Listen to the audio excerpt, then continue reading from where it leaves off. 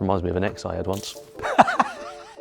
Hello everybody, welcome back to the channel. Now, it's been a hot minute since you last saw Gary, the Mk2 Golf GTI, and we're back in the workshop today to get some mechanical work done on the car. Going to be taking the engine and the gearbox out and getting it driving as good as it now looks. But let's head over to Big Neil, shall we, and find out what he's been up to in the last year on this car, and crucially, what the plan is here today in the workshop. Right, old man, what have you been doing? Because obviously I've given you a load of projects since we got this in. From the outside, it doesn't look like much has happened. No, I've lost track myself, actually. Yeah, it's been so long since we've been on it. Where were we? Well, it's painted. Which is a big thing. Yeah, that's the big thing. It's not three different colours. Yeah, your other grille is in, but I just pushed in temporarily. Yeah. Yeah, repaired all your...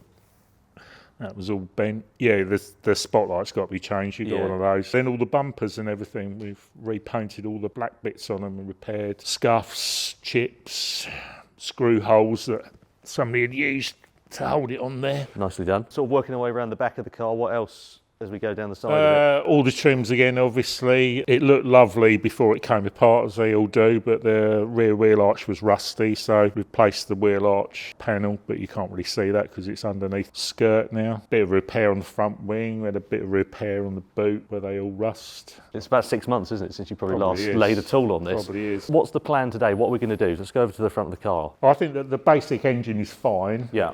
Mechanically, it just obviously doesn't run very well, but there's a lot of oil leaks you'll see when it's up in the air. The rear main oil seal's leaking, the diff seals, the front crankshaft seal. For the sake of taking the engine out, it's easier just to take the engine out. Yeah. You want to put a new clutch in it and just go through it. The gear linkage all needs sorting. So I guess generally just get it out, give it a good look over, make sure it's all running right. We'll probably take the head off. So how long do you think it should take to get the engine and gearbox out? Hopefully we'll be done in a couple of hours, but that's just kibosh, isn't it, really?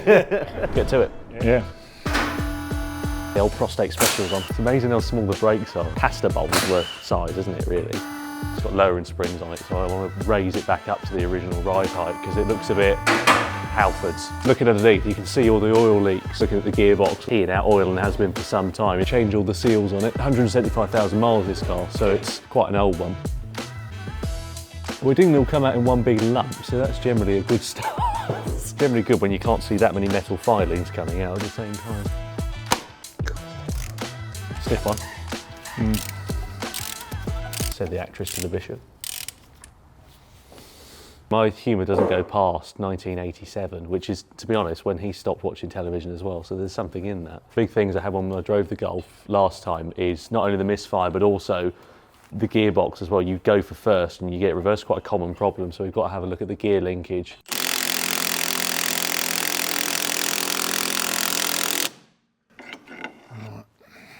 What Dad's about to use now is an induction coil. I bought this for him for Christmas on the recommendation of Top Dead Centre. So basically what it does, set that coil there, it heats it up and it will heat the bolt up without using an open flame and possibly damaging rubbers and fuel lines and stuff.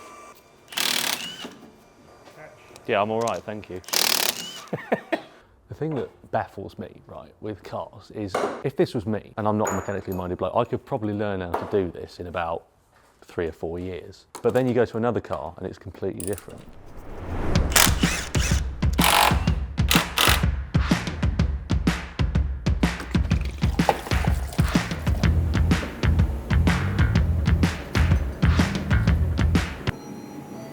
Parts. It's not what I thought it was, it's for you.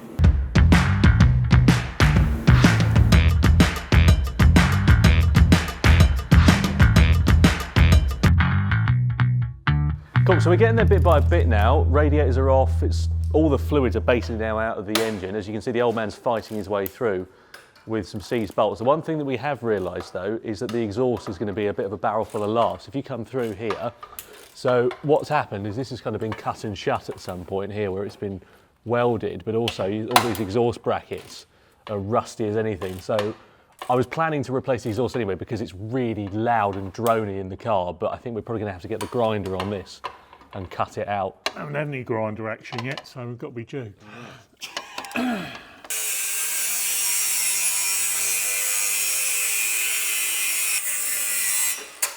There we go.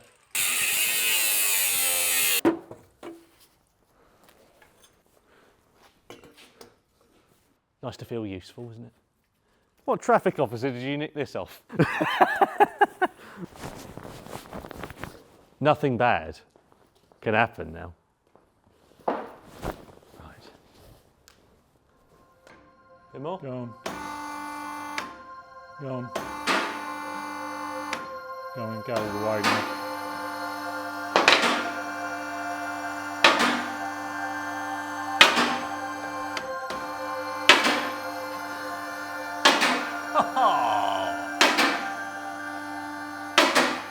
There she goes.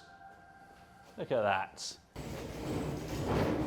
if you come over here, you can see properly sort of what leaks we've had. You can see it's all caked in dirt and oil and stuff where it's all been leaking. So, you want to get the head off? Off we go. This is where your Red China explanations need to come in, explaining what the bits are. Fan belt. What do you reckon? Could you play bass on it or not? Bit loose, but it's got a new cam belt on here. So this is the tensioner. So in theory, if you undo this, that will move over there and release the tension, right? Yeah. Okay. See, I know a couple of things. The engine's now out of the car, which is good news. Now we've got to try and strip it down and work out exactly what needs doing, which leads me over to this parts hall that we've got over this side of the workshop. So these are all the bits that we've ordered in anticipation of the work that we've got to do. So we've got new gaskets in here, new cam belt, kit, loads of different parts, engine mounts, that sort of thing, filters, all the different fluids and so on and so forth. This is kind of what we know we need to do, but obviously we don't know the state of the engine because it's done 175,000 miles. It runs pretty sweet when it does run. It doesn't sound like there's anything wrong, but obviously what I want to try and do is get the head off the engine, have a look, you know, see what the bore scoring's like if there is any, and just sort of work out the general state of the engine. So let's get it stripped out, get over there and see what we're dealing with.